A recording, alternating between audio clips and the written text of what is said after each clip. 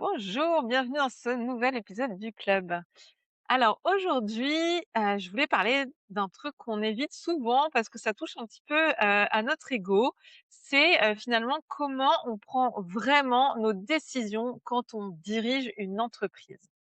Est-ce qu'on pilote ou est-ce qu'on improvise en espérant que le bateau tienne et que ça coule pas? Parce que ces derniers mois, j'ai discuté avec pas mal, de personnes, avec beaucoup d'entre vous et avec des questionnaires, avec des sessions, des appels et cetera, des échanges en DM aussi et j'ai entendu pas mal de choses, qui m'ont frappée. Des phrases comme, «Je ne sais pas si mon site me rapporte quelque chose» ou «Je veux être rentable mais sans m'épuiser». Ou encore celle-là qui m'a vraiment arrêtée et qui m'a marquée: «Mon plus grand problème, le brouillard mental». Le brouillard mental, c'est exactement ça. On travaille, on produit, on publie, on court partout. On a l'impression finalement qu'on fait des choses, mais on avance quand même un petit peu dans le brouillard. On ne sait pas vraiment où on en est, on ne sait pas ce qui fonctionne, on prend un peu des décisions au feeling, à l'intuition et on finit épuisé pour savoir si ça a servi à quelque chose. Donc cet épisode, il est là, pour vous, pour, si vous vous reconnaissez, dans ce que je viens de vous dire juste avant. Donc déjà, on va enlever un peu un mythe, c'est, ce mythe de l'intuition entrepreneuriale. On valorise beaucoup l'intuition, j'ai l'impression, dans l'entrepreneuriat et je comprends pourquoi et clairement ça peut être utile. L'intuition, ça marche bien quand, vous avez quand même accumulé pas mal d'expérience dans un domaine très spécifique. Typiquement, quelqu'un qui a vu 500 fois le même schéma se répéter, il peut se permettre d'avoir une intention et elle est normalement relativement fiable. Son instinct, en fait, c'est plutôt, la reconnaissance de patterns et en fait, c'est un peu de l'expérience accumulée. Mais quand on gère une entreprise, on est rarement quand même, dans cette situation où on n'est pas forcément encore à ce stade-là, de l'expertise. Parce qu'une entreprise, c'est pas un seul domaine. C'est des clients, de la compta, de l'administratif, du marketing, de l'opérationnel, du commercial, voire même parfois de la logistique.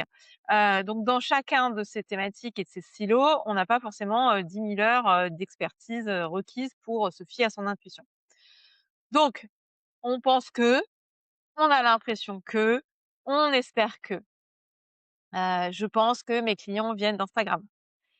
J'ai l'impression que ma page de vente convertit plutôt bien. J'espère que ma notoriété, progresse avec, tous les posts que je fais.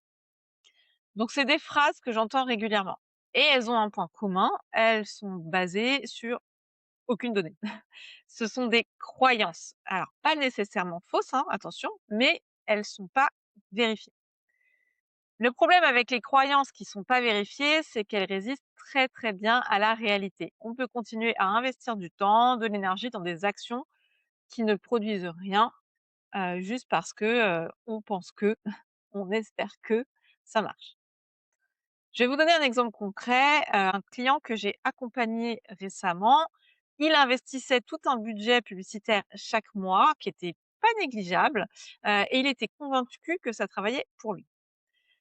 Il avait pas vraiment regardé les chiffres ensemble, il pensait que ça lui ramenait des clients et que ça marchait bien. Et en fait, quand on a ouvert les données, on a découvert que ces campagnes, elles représentaient finalement une infime partie de ses ventes réelles. L'essentiel, ça venait d'ailleurs, mais de là où il regardait pas finalement. Et en fait, il savait pas ça. Il avait pas du tout ces infos-là. Et donc c'était pas de la mauvaise volonté, c'était juste simplement, qu'il avait pas du tout les outils pour voir. Il avait pas pris le temps de regarder. Et en fait, il payait pour quelque chose dont il mesurait pas du tout l'impact. Donc la question à se poser, c'est sur quoi est-ce que je base mes décisions aujourd'hui?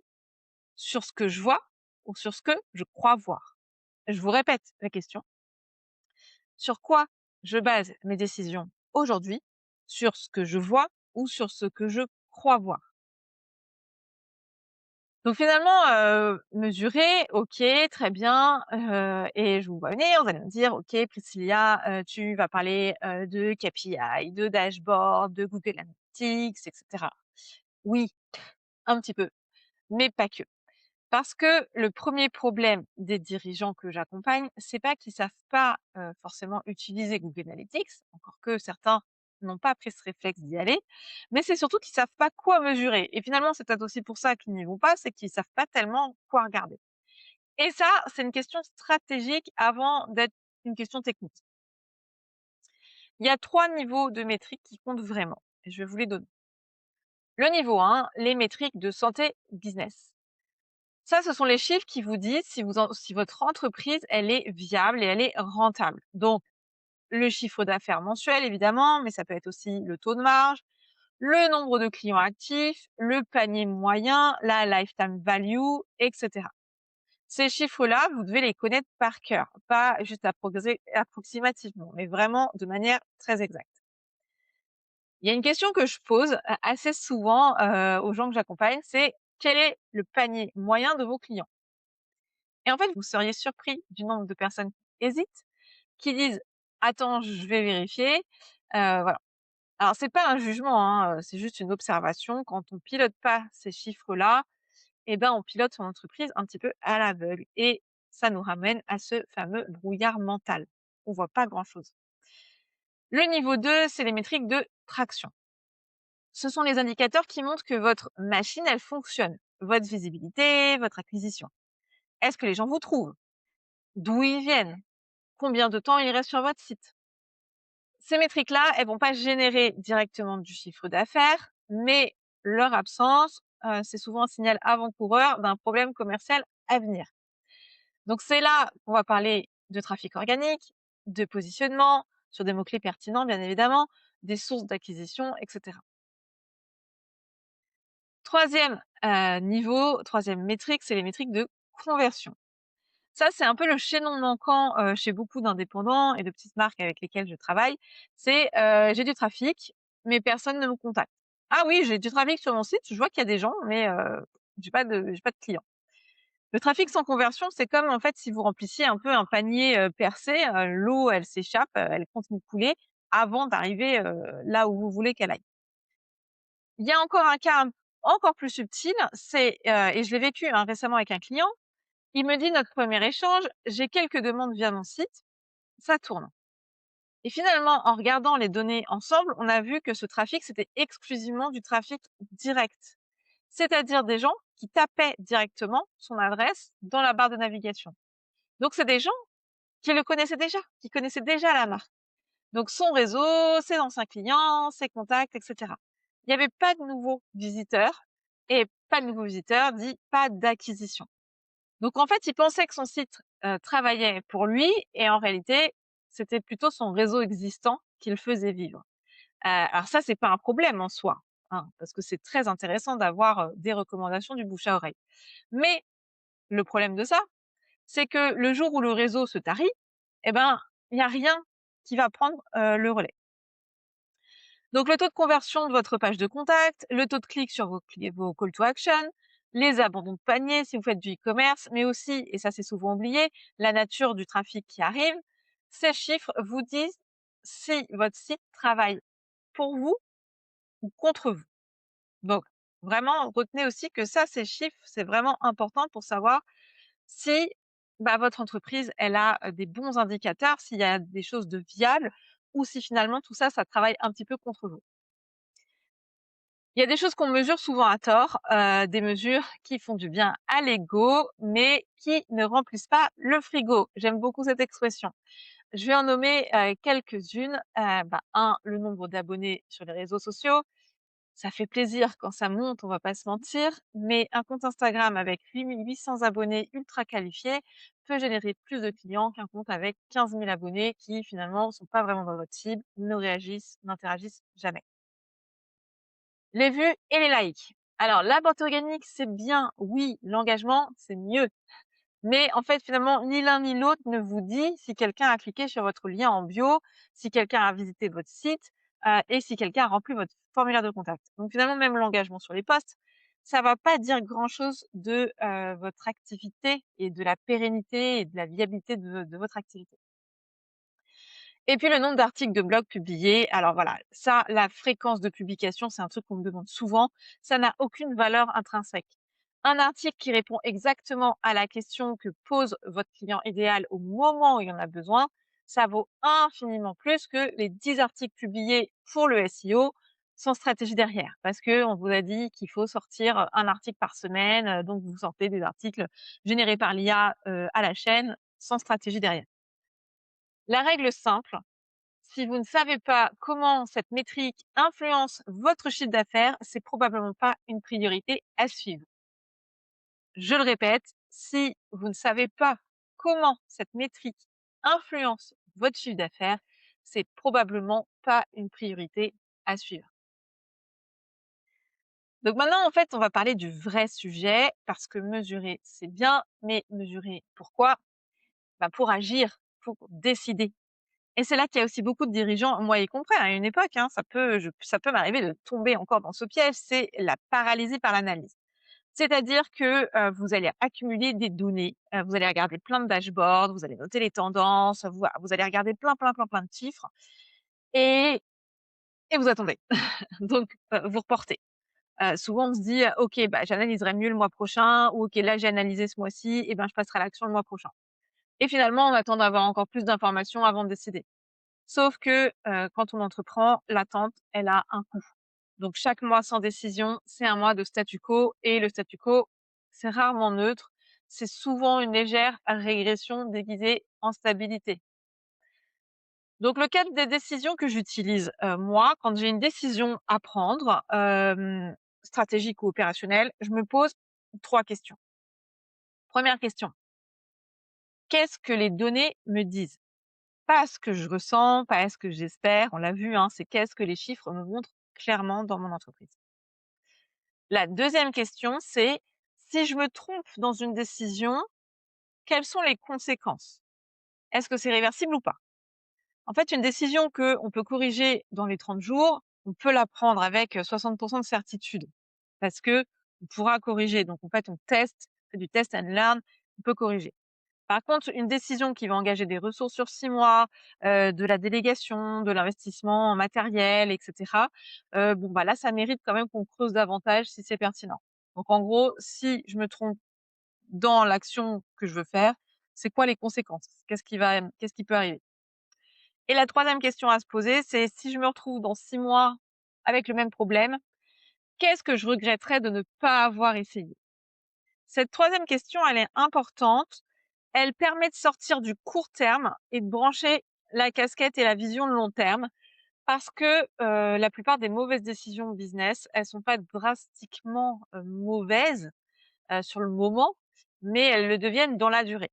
Donc en fait, c'est ça, en fait, un petit peu que je voulais, vous dire, c'est que, voilà, si dans 6 mois, il y a toujours le problème où vous en êtes, bah, qu'est-ce que vous aurez regretté et qu'est-ce que vous regretterez de pas avoir tenté? Et puis une chose aussi, c'est que la vision long terme, c'est pas un luxe. J'entends souvent dire, «J'ai pas le temps de me projeter à 6 mois, j'ai déjà du mal à générer, du chiffre d'affaires ce mois-ci, j'ai déjà du mal à avoir des clients ce mois-ci, donc je peux pas me projeter dans 6 mois» et je comprends, encore une fois. Je vais pas sortir le discours classique de, travailler sur votre entreprise plutôt que devant dans votre entreprise. Je sais que c'est plus facile à dire qu'à faire quand on est tout seul, quand on a une petite équipe et quand on est au four et au moulin. Voilà, donc je sais qu'on vous le dit et que c'est pas forcément facile à faire. Mais voilà ce que moi j'observe, c'est que, les dirigeants qui ont pas de cap à moyen terme, ils prennent systématiquement des décisions réactives, des décisions qui sont dans l'urgence et qui sont pas toujours très bonnes. Ils vont réagir à ce qui se présente, donc une opportunité, une urgence, une demande client et cetera, sans évaluer si ça les rapproche ou si ça les éloigne de là où ils veulent aller. Typiquement, hein, c'est le fait de prendre des clients, avec, peut-être un petit forfait ou, sur quelque chose une mission que vous n'aimez pas spécialement, mais voilà, vous prenez la mission parce que, bah, il vous faut du chiffre d'affaires et même si c'est pas votre kiff et en fait, parfois, bah, il vaut peut-être mieux dire non, mais aller chercher quelque chose où on est plus aligné, où, on a plus de chiffre d'affaires, que prendre cette petite mission. Donc voilà, c'est le genre de choses qui peut arriver et ça a des conséquences concrètes. Vous investissez du temps dans des projets qui s'alignent pas avec votre stratégie, de l'énergie dépensée sur des clients qui correspondent pas à votre cible idéale, une offre qui va partir dans tous les sens parce que, vous avez dit oui, à tout. Donc avoir une vision à 6 mois, même approximatives, même des idées, c'est ce qui vous quand même vous permet de dire non avec confiance. Et le non, c'est l'une des compétences les plus sous-estimées en entrepreneuriat. Concrètement, qu'est-ce que ça veut dire mettre en place, un pilotage simple? Alors je vous parle pas là encore d'un système ultra sophistiqué avec, 47 indicateurs, un dashboard sur 5 écrans, 5 pages et cetera. Je vous parle plutôt d'une revue régulière, simple, qui va vous prendre, allez, 30 minutes maximum. Donc voici ce que je recommande à mes clients et voici ce que je fais aussi, moi-même. Une fois par mois, vous allez bloquer 30 minutes. Vous allez regarder 5 chiffres. Votre chiffre d'affaires du mois, votre nombre de nouveaux clients ou votre nombre de nouvelles commandes, votre source d'acquisition principale, d'où viennent les clients que vous avez. Une métrique de trafic, les visites sur votre site ou la portée si vous êtes sur les réseaux sociaux. Et puis un indicateur de conversion, le taux de contact, le taux d'ajout au panier, le taux de réponse à vos propositions commerciales, le taux de closing, etc. Et puis vous allez vous poser 2 questions. Qu'est-ce qui a fonctionné ce mois-ci et qu'est-ce qui n'a pas fonctionné ce mois-ci? Voilà, donc 5 chiffres, 2 questions et vous allez noter une seule décision à prendre pour le mois suivant. Pas 5 questions, pas une to-do list de la mort. Notez, voilà, une décision que vous prenez à appliquer pour le mois d'après. C'est pas quelque chose de sophistiqué, c'est plutôt quelque chose de régulier. Et ça, la régularité en pilotage, comme dans beaucoup de choses, ça bat largement la sophistication. Et je redis encore cette petite expression bien connue, mieux vaut fait que parfait. Ce que je veux que vous reteniez, c'est ça, c'est que piloter votre entreprise, c'est pas un truc de grands groupes et de grandes entreprises. C'est pas réservé aux boîtes qui ont des équipes financières ou des outils à 2 000 € par mois. C'est une posture de dirigeant. Vous êtes un chef d'entreprise. Donc, c'est décider d'observer avant de tirer des conclusions. C'est accepter que vos croyances sur votre propre business, elles peuvent être fausses et que c'est OK, à condition de les tester aussi, si c'est pertinent. Et c'est choisir de prendre les bonnes décisions basées sur ce que vous voyez et pas sur ce que vous espérez. Là encore, c'est important. C'est aussi vous donner les moyens de construire quelque chose de durable, pas juste de survivre mois après mois en croisant les doigts et en espérant que ça va le faire. Donc c'est vraiment d'avoir cette vision pour aller plus loin et avoir une entreprise qui est pérenne. Voilà, j'espère que cet épisode vous a plu, qu'il vous fera passer à l'action ou du moins qu'il vous fera réfléchir à votre façon d'analyser votre entreprise. C'est des sujets que j'aborde de manière ultra pratique aussi dans ma newsletter. Donc, si vous n'êtes pas abonné, je vous invite à rejoindre le Clubhouse. C'est la newsletter qui part toutes les semaines. C'est gratuit, c'est court, c'est percutant. Je vous mets le lien dans les notes de l'épisode. Et quant à moi, je vous dis à très bientôt dans un nouvel épisode du club. Bye!